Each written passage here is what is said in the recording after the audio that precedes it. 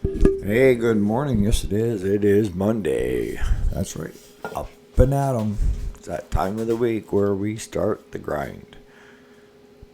So today's May 6th. And what I thought we'd talk about today is just kind of a little continuation of, you know, having a bad day and how things can turn out to be better for you, right? And I thought we'd also cover some of the basics when it comes to what I want you do it yourselfers and homeowners to just kind of get into a habit. Well, I'll explain it further. So stay tuned.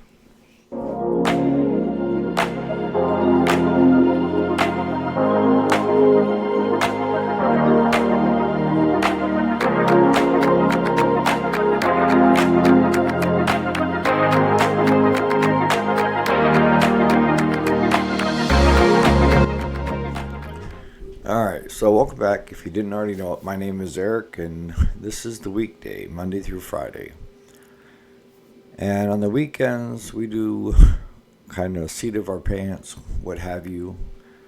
And we also throw out some repair videos during the week. You can get this either on video or a podcast. So if you guys are just joining the channel, feel like that there's undaunting amount of videos already out, don't worry. You can listen to them or watch them at your convenience, not when I'm posting. All right, so we're talking about having a bad day of where on Saturday, my Honda Foreman, I couldn't get it to only click, sound like click on the solenoid or.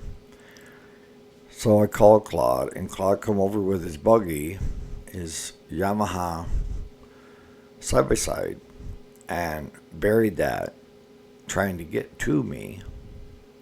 So then I walked all the way back to the farmhouse and grabbed the biggest tractor I own, which is a big 140 horse four-wheel drive Deutz with a cab and a loader on it. Buried that.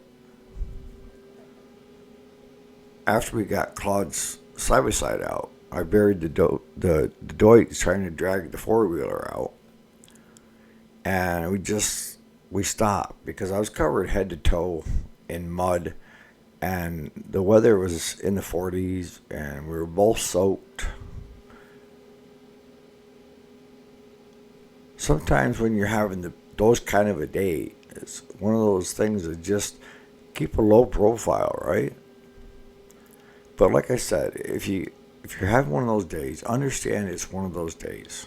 It's not the end of the world. It's not all or nothing, right? Sometimes we feel that way, that it's an all or nothing. And there's times that after the fact we can laugh about it, right? But I started out yesterday, which is Sunday. I told you, I said, I'm going to take the mini excavator up and see if I can't dig the Deutz out. And it took me about 40 minutes to get the mini all the way up there. But once I was there, I would say within 10 minutes, I had the Deutz out. She drove herself out. All I had to do was just give her a little bit of a trench. Instead of trying to come up, it just had to gradually come out. And once she had her front feet, tires on good ground, and she was digging, it started pulling. And she pulled herself right out of that mud, mire, what have you. And I knew Claude had gone to town early in the morning. He does his Walmart on Sunday. Because he said that once he got back, we'd see if we could get the Deutz out. So I was down to the shop working on the video for yesterday. When he stopped and he said, you think the 2240 four-wheel drive would pull out the Deutz? I said, I already got the Deutz out. Well, when did you do that? I said, did it this morning while you were at Walmart. Well, I thought we were going to do it together. I just figured I had the time, I'd go up and try it.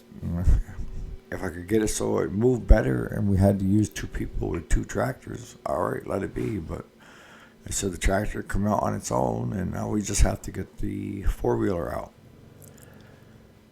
So we I told him, I said, I think it's better off if we use the Mini, because with the Mini, you can take the boom out, hook onto a chain or cable, and pull me, and you can see me as you're pulling me. Where it's on a tractor, it's hard to look that far back, especially with a dory. So he agreed to that. So we hooked the chain to the front of the four-wheeler and to the boom on the mini excavator, and he just started tracking it backwards, going easy so I could come out of those deep, deep ruts. And then we got it up on the hard going, got everything all put away. He hooked to me with his Yamaha side-by-side and got me up to the road. And with these Hondas, they're electric shift. They're nice, but they can be a pain in the ass sometimes too. But I knew that my issue was either a solenoid or my starter had locked in. So I told Claude, I said, let's get up onto the pavement, and I'm going to go ahead, I'm going to put it in second or third gear and have you pull me a few feet down the road enough so that engine turns over. Because it will pull it, it will turn that engine over. So once he did that, I put it back in neutral, fired right up. So all that time, I don't know how it happened, but it's happened on a lot of lawn and garden equipment of where the starter just locked in, and the only way to release it is to spin that engine. Because most engines, when you start them, it kicks the starter out, right? So if you crank, and you don't start, sometimes that can get locked up into place because it hasn't got the kickback from being spun.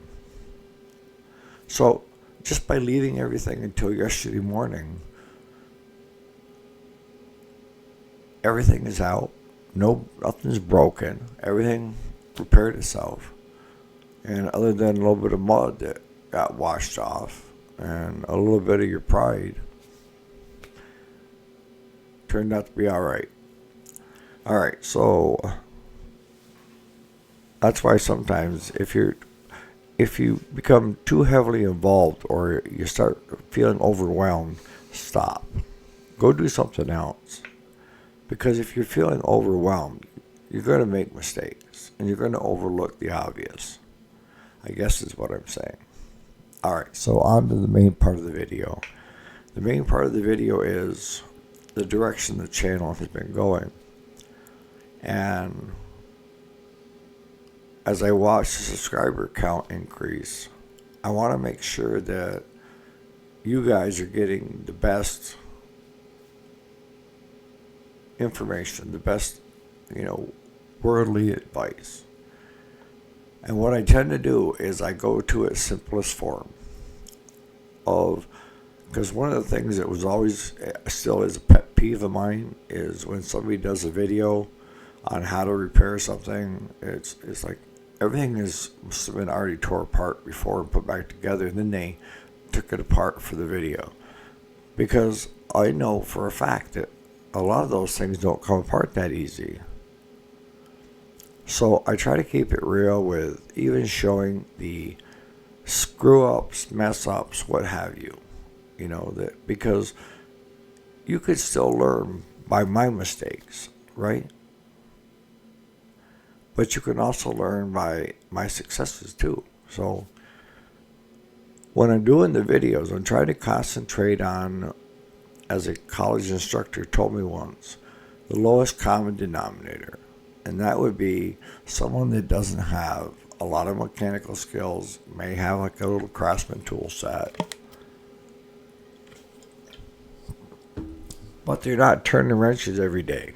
This is whether it be a little hobby of theirs, something that they wanted to try, and the thrill of fixing it themselves, for a lot of you is great, right? But I also don't want to tune out you guys that have a lot to offer the channel, and that is you are mechanics.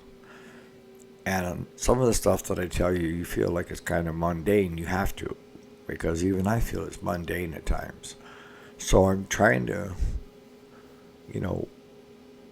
have both be part of a learning lesson. So I guess my questions is, am I getting to you guys at the lowest denominator, the homeowner and the do-it-yourselfer? Am I explaining things well enough so that you have an understanding of it? Or am I just confusing you even more? And for you mechanics, is it a turn-off to watch these videos? I guess the best thing to do is just you don't watch the educational videos because you already know it, right? But what I find is sometimes you can learn from other mechanics an easier way or a different way. And with you do-it-yourselfers and homeowners and stuff, what are you looking to learn? Is there a particular piece of equipment that you're going to have to do some work on that you can't get started, that I might have something similar and I can show a step-by-step of how I go about it? Post it in the comments. And then talking about the comments, keep them coming, guys. Great. I enjoy reading them and I enjoy answering them. The only one comment that kind of stuck out that I just want to make sure that everybody understands is the difference between carburetor cleaner and brake cleaner. I think you're over in the UK, but be careful because brake cleaner and carburetor cleaner are not the same. Carburetor cleaner is used to be able to do cleaning internal parts of your carburetor, right? And we use it for a lot more than that. We use it for starter fluid. We use it because we know that it's not going to hurt the engine. Brake cleaner, on the other hand, is a solvent. It will clean up things really quickly and it will also evaporate quickly. But the issue with that is you can't get it anywhere near rubbers, plastic parts, and a lot of the carburetors on the small engine these days are made up of either plastic, and then your needle and seat are rubber, your O-rings, your gasket seals are rubber. It will eat them up like nothing, and it will cause you more problems in the long run. So we don't carry brake cleaner in the shop. Claude, even when it comes to working on our truck brakes for our shop trucks, he uses carburetor cleaner. You're going to pay a little bit more, I guess. I never looked to see what the price difference is. But I do know that just try it sometime. Get yourself a can of brake cleaner and take some rubber O-rings or plastic parts and spray it and watch what happens. It will start to disintegrate. And then you're going to be buying all new internal parts for that carburetor. So today's video is not going to be that long. Yeah, I know. Thank Jesus, right? But today on our plate, I've got to finish up. I took a carburetor off from a outboard motor that the guy was having problems with it all last year of having it be hard to start.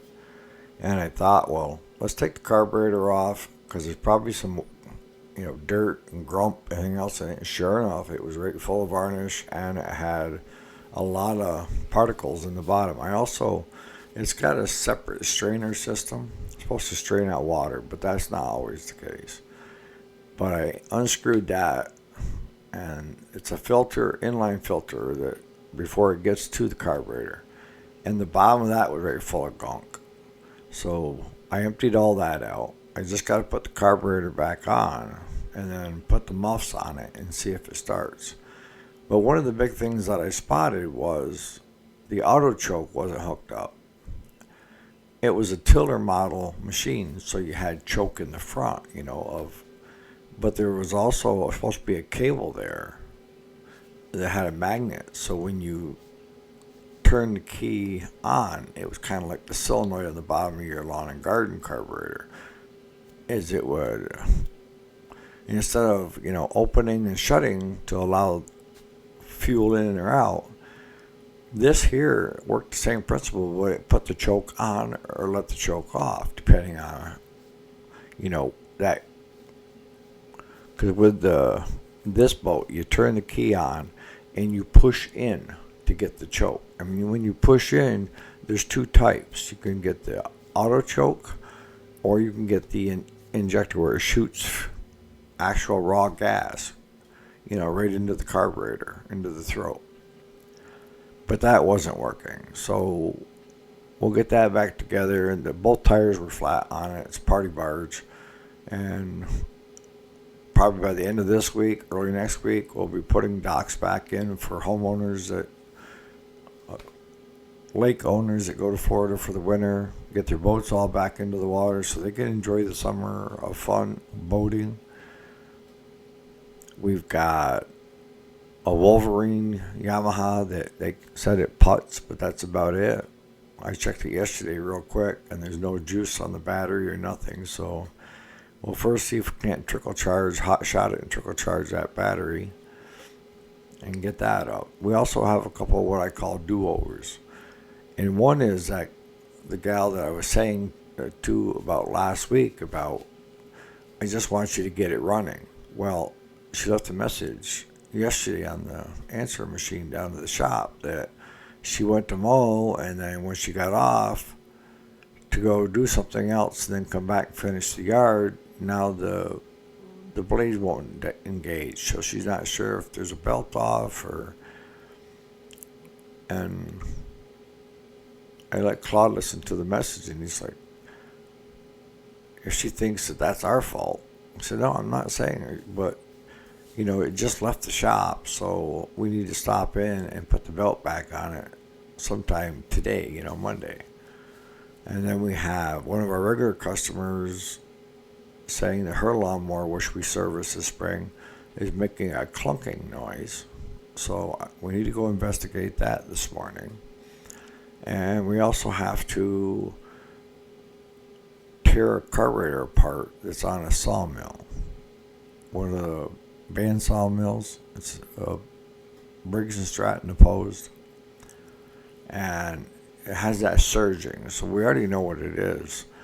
But to fix it, you have to take the carburetor completely off so that you can get the small hand drill bit down through that air orifice on top of the carburetor. So we'll get that knocked out today as well. But the nice thing is, none of my crap needs to be fixed on. I'm going to sneak my equipment down and take the pressure washer to them because they are mud right head to toe. But other than that, it should be a regular day, and I'll see about putting out another repair video of something. Again, if there's something you'd like to see us work on, say something. I'm all ears. I want the videos to help you, and I enjoy doing them as well. So, again, thanks so much for watching. Thanks so much for being part of the channel. And on that note, we'll catch you here bright and early tomorrow morning. And leave in the comments what you think about, am I tuning you out, or is it something that you enjoy watching and that you're actually learning something from? All right.